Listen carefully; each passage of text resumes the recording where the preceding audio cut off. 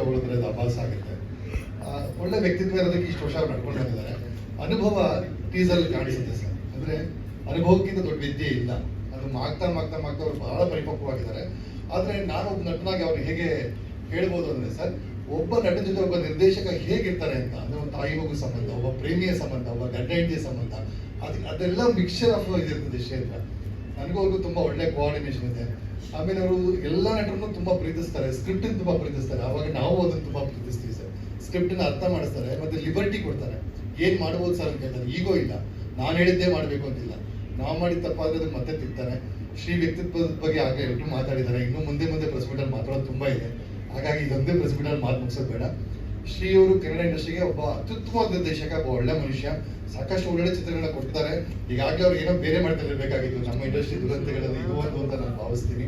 ಇನ್ನು ಮುಂದೆ ಎಲ್ಲ ಒಳ್ಳೇದಾಗಲಿ. ನಿಮ್ಮೆಲ್ಲರ ಆರೈಕೆ ಆಶೀರ್ವಾದ ನಮ್ಮ ಚಿತ್ರದ ಮೇಲೆ ಇರಲಿ. Thank you. ನಮಸ್ಕಾರ.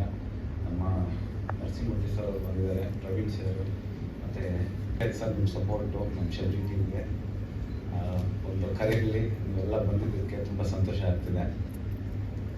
ಮೊದಲನೇದಾಗಿ ನಾನು ನಮ್ಮ ಡೈರೆಕ್ಟರ್, ನಾನು ಅಣ್ಣ ಅಂತ ಕರಿತೀನಿ, ನಮ್ಮ ಒಟ್ಟ ಶ್ರೀಭಯ್ ಅವ್ರನ್ನ. ಸೊ ಅವ್ರಿಗೆ ನಾನು ಥ್ಯಾಂಕ್ಸ್ ಹೇಳೋದಕ್ಕೆ ಇಷ್ಟಪಡ್ತೀನಿ. ತುಂಬ ಗ್ಯಾಪ್ ಆಗಿತ್ತು. 2010 ಕೆಂಪೇಗೌಡ ಮಾಡಿದಾದ್ಮೇಲೆ ತುಂಬ ಲಾಂಗ್ ಗ್ಯಾಪ್ ಇತ್ತು. ಸೊ ಅದಾದ ನಂತರ ಎಲ್ಲ ಯೋಗೇಶ್ ನೀನು ಮಾಡಲೇಬೇಕು ಅಂತ ತಿರ್ಗಾ ಈ ಸಿನಿಮಾದಲ್ಲಿ ನನಗೊಂದು ಒಳ್ಳೆ ಆಪರ್ಚುನಿಟಿನೂ ಕೊಟ್ಟು ಒಂದೊಳ್ಳೆ ಖಡಕ್ ಪೊಲೀಸ್ ಆಫೀಸರ್ ಕ್ಯಾರೆಕ್ಟರ್ ಕೊಟ್ಟಿದ್ದಾರೆ. ಅದನ್ನ ಯಾವ ರೀತಿ ನೀವೆಲ್ಲ ನೋಡಿ ಆಶೀರ್ವಾದ ಮಾಡ್ಬೇಕಂತ ಕೇಳ್ಕೊತೀನಿ. ಮತ್ತೆ ನನ್ನ ಗೆಳೆಯ ಸಮರ್ಥ, ಒಳ್ಳೆ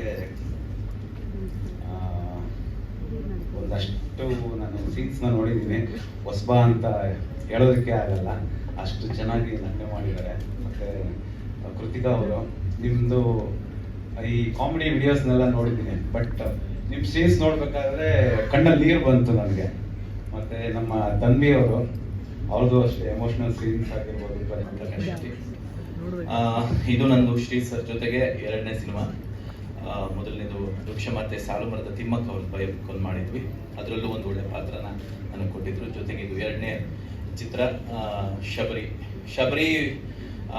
ನನ್ನ ಟೈಟ್ಲ್ ಕೇಳಿದಾಗೇ ತುಂಬ ಖುಷಿ ಆಯಿತು. ಈ ಟೈಟ್ಲ್ ಅಂತೂ ತುಂಬ ಕ್ಯಾಚ್ ಆಗಿದೆ. ಆಮೇಲೆ ಶಬರಿ ಅಂದಾಗ ನನಗೂ ಸ್ವಲ್ಪ ಕನ್ಫ್ಯೂಷನ್ ಅನಿಸ್ತು, ಸರ್ ಇದು ರಾಮನಿಗೋಸ್ಕರ ಕಾದಿರೋ ಶಬರಿನ, ಅಥವಾ ನಾವೆಲ್ಲ ಚಿತ್ರದಲ್ಲಿ ನೋಡಿರೋ ಅಯ್ಯಪ್ಪ ಸ್ವಾಮಿಗೋಸ್ಕರ ಕಾದಿರೋ ಶಬರಿನ ಈ ಥರ ಅಂತಂದ್ರೆ ಅದು ಯಾವುದೂ ಅಲ್ಲಪ್ಪ. ಈ ರೀತಿದೊಂದು ಚಿಕ್ಕ ಹುಡುಗಿಯ ಒಂದು ಕತೆ ಇದು ಹೋಗುತ್ತೆ, ಟ್ರಾವೆಲ್ ಆಗುತ್ತೆ.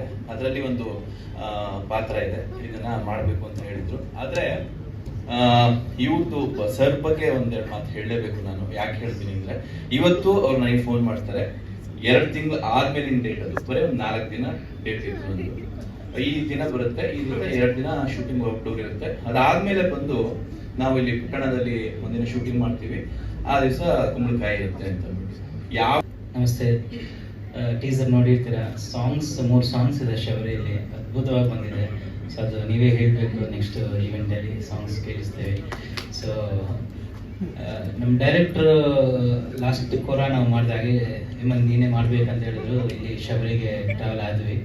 ಸರ್ ಒಂದು 1 ಲೈನ್ ಸ್ಟೋರಿ ಹೇಳುವಾಗ ಯೂಶಲಿ ನಮಗೆ ಸ್ಟೋರಿ ಹೇಳಿದ್ರೆ ಮತ್ತೆ ಬರ್ತಾರೆ, ರೆಕಾರ್ಡಿಂಗ್ ಟೈಮಲ್ಲಿ ಹೇಳ್ತಾರೆ, ಮತ್ತೆ ಸಾಂಗ್ ವರ ಇನ್ನೊಂದ್ಸಲ ಹೇಳ್ತಾರೆ ಅಂತ ನಾವು ಕೇಳ್ತೀವಿ. ಬಟ್ 80% 20% ಮಿಸ್ ಮಾಡಿರ್ತೀವಿ. ಬಟ್ ಈ ಶಬರಿ ಸಬ್ಜೆಕ್ಟ್ ಹೇಳುವಾಗ ನಮ್ಮನ್ನ ನಾವು ಅಲ್ಲಿ ನೋಡ್ಬೋದು. ಒಂದು ಸ್ಟೋರಿ ಇಲ್ಲ, ಆ ಲೆವೆಲ್ಗೆ ಟ್ರಾವೆಲ್ ಆಗುತ್ತೆ. ಅದು 1 ಟೈಮಲ್ಲಿ ಅಂಡರ್ಸ್ಟ್ಯಾಂಡ್ ಆಯಿತು, ತುಂಬ ಖುಷಿ ಆಯಿತು.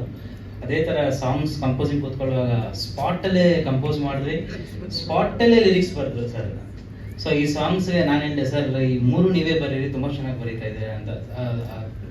ಆ ಲೈನ್ಸ್ ಹೇಗೆ ಮಾಡಿದ್ರೆ ಆ ಸ್ಪಾಟಲ್ಲೇ ಬರೆದ್ರು ಸರ್.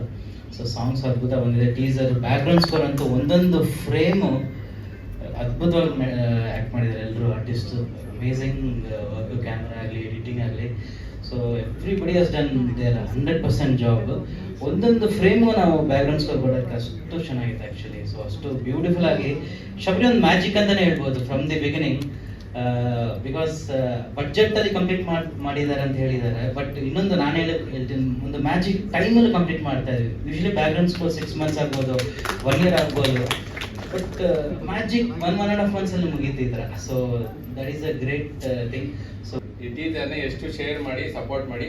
Thank you. ನಮ್ಮ ಸಿನಿಮಾನ ಗೆಲ್ಲಿಸ್ಬೇಕು, ಅತಿ ಹೆಚ್ಚು ಜನ ಥಿಯೇಟರ್ಗೆ ಬಂದು ಸಿನಿಮಾ ನೋಡಿ ಅಂತ ಕೇಳ್ಕೊತೀನಿ.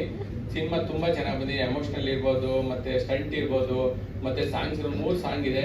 ತುಂಬಾ ಲೊಕೇಶನ್ ಅಲ್ಲಿ ಆಲ್ಮೋಸ್ಟ್ ಆಲ್ ಓವರ್ ಒಂದು ಅರ್ಧ ಕರ್ನಾಟಕ ಶೂಟ್ ಮಾಡಿದ್ವಿ. ತುಂಬಾ ಅದ್ಭುತವಾಗಿದೆ. ಶ್ರೀ ಸರ್ ಬಗ್ಗೆ ಹೇಳ್ಬೇಕಂದ್ರೆ ತುಂಬಾ ಮೇಕಿಂಗ್ ಕಿಂಗ್ ಅಂತಾನೆ ಹೇಳಕ್ ಇಷ್ಟಪಡ್ತೀನಿ. ತುಂಬಾ ಅದ್ಭುತವಾಗಿ ಮೇಕಿಂಗ್ ಮಾಡಿದ್ದಾರೆ. ಮತ್ತು ಪ್ರತಿಯೊಬ್ಬರು ಆರ್ಟಿಸ್ಟ್ ಅಷ್ಟೇ ತುಂಬಾ ಅದ್ಭುತವಾಗಿ ಪರ್ಫಾರ್ಮ್ ಮಾಡಿದ್ದಾರೆ. ಓವರ್ ಆಲ್ ಸಿನಿಮಾ ತುಂಬಾ ಅದ್ಭುತವಾಗಿ ಬಂದಿದೆ. ನಿರ್ಮಾಪಕರಿಗೆ ಸಪೋರ್ಟ್ ಅಂತೂ ತುಂಬಾ ಚೆನ್ನಾಗಿತ್ತು.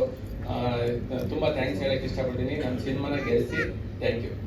ತಮ್ಮ 2 ಮಾತು. ಎಲ್ಲರಿಗೂ ನಮಸ್ಕಾರ, ಮಾಧ್ಯಮವ್ರಿಗೂ ನಮಸ್ಕಾರ. ಅಲ್ಲ, ಫಸ್ಟ್ ಆಫ್ ಆಲ್ ಈ ಶಬರಿ ಹೆಂಗೆ ಬಂದಿದೆ ಅಂದರೆ ರಮೇಶ್ ಸಾರು, ನಮ್ಮ ಬದ್ರಿ ಸಾರು ಇವರೇ ಕಾರಣ. ಒಂದು ಪಿಕ್ಚರ್ ಮಾಡೋಣ ಚೆನ್ನಾಗಿ ಅಂತ ಹೇಳಿದ್ರು ರಮೇಶ್ ಸಾರು. ನಮ್ಮ ಮಗನ ಹಾಕ್ಕೊಂಡು ಮಾಡೋಣ ಅಂದರು. ಆ್ಯಕ್ಚುಲಿ ಅದು ನಮ್ಮದು ಒಂದು ಕತೆ ಇತ್ತು, ಬಡ್ಜೆಟ್ ಜಾಸ್ತಿ ಇತ್ತು. ಸೊ ಆ ಬಡ್ಜೆಟ್ಗೆ ಮಾಡ್ಬೇಕಂತ ಹೇಳಿದ ತಕ್ಷಣವೇ ಶ್ರೀ ಸರ್ನ ಕಾಂಟ್ಯಾಕ್ಟ್ ಮಾಡಿದ್ವಿ. ಶ್ರೀ ಸಾರು ಆ ಬಡ್ಜೆಟ್ಗೆ ಮಾಡ್ಬೋದು, ಪಕ್ಕ ಅಗ್ರಿಮೆಂಟ್, ಇಷ್ಟಾದ್ರೆ ಇಷ್ಟೇ, ಏನು ಇಲ್ಲ, ಹೊರಟಾಗಿಂದ ನಾವು ಕಂಬೈನ್ ಮಾಡ್ತಾ ಇದ್ದೀವಿ. ಅಗ್ರಿಮೆಂಟ್ ಬಿಟ್ಟು ಬೇರೆ ಹೇಳ್ಬೇಕು ಸರ್. ಅದೇ ಎಲ್ಲ ಹೇಳ್ಬಿಟ್ರು. ಹೊರಟಾಗಿಂದ ಮಾಡ್ತಾ ಇದ್ವಿ. ಟೀಮ್ ಚೆನ್ನಾಗಿತ್ತು. ನಾನು ಅವ್ರನ್ನ ಸಬ್ಮಿಟ್ ಮಾಡಿದೆ. ಅವ್ರಿಗೆ ಮಾಡಿದ್ಮೇಲೆ ಕತೆ ಹೇಳಿದ್ರು ಇದ ಈಗ ಅದೇ ಥರನೇ ಬಂತು, ಚೆನ್ನಾಗಿ ಬಂತು.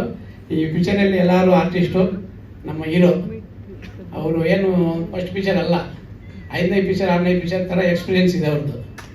ಪ್ಲಸ್ ಮೇಡಮು, ಮಗು ಮಾತಾಡೋಂಗೆ ಇಲ್ಲ, ಪ್ಲಸ್ ಸೀತಮ್ಮ ಅವರಂತೂ ನಾನು ಫ್ಯಾನ್. ಅವ್ರಿಗೆ ಅವ್ರು ಆ್ಯಕ್ಟಿಂಗ್ ಮಾಡ್ತಾಯಿದ್ರೆ ನಾನು ನೋಡ್ತಾ ಇರ್ತೀನಿ. ಮಾತು. ಎಲ್ಲರಿಗೂ ನಮಸ್ಕಾರ. ನಾಗರಬಾವಿಯಲ್ಲಿ ಒಂದು ಪಾರ್ಕಲ್ಲಿ ಫಸ್ಟ್ ಟೈಮ್ ಶಬರಿ ಅನ್ನೋ ನರೇಷನ್ ಕೇಳಿದೆ. ನನ್ನ ಮೈಂಡು ಆ ಕೆಪಾಸಿಟಿ ಇಲ್ಲ ಅಂದ್ಕೊಂಡೆ ಇದಕ್ಕೆ ಡೈಲಾಗ್ ಬರೆಯೋಕ್ಕೆ. ಇದು ನನಗೆ ಕರೆಕ್ಟ್ ಅಲ್ಲ, ನಾನು ಅದ್ರ ಮುಂದೆ ಚಿಕ್ಕವನು, ಇವ್ರು ಯಾಕೆ ನನಗೆ ಹೇಳ್ತಿದ್ದಾರೆ. ಇವ್ರ ಜೊತೆ ನಂದಿದು ಹ್ಯಾಟ್ರಿಕ್, ಮೂರನೇ ಸಿನಿಮಾ. ಅವ್ರಿಗೆ ನಂಬಿಕೆ ಇದೆ, ನನಗಿಲ್ಲ. ಯಾಕಂದರೆ ಆ ಸ್ಟೋರಿ ಏನೇನೋ ಕೇಳ್ತಾ ಇದೆ, ಇದಕ್ಕೆ ನ್ಯಾಯ ಒದಗಿಸೋಕೆ ನನ್ನ ಕೈಲಾಗಲ್ಲ.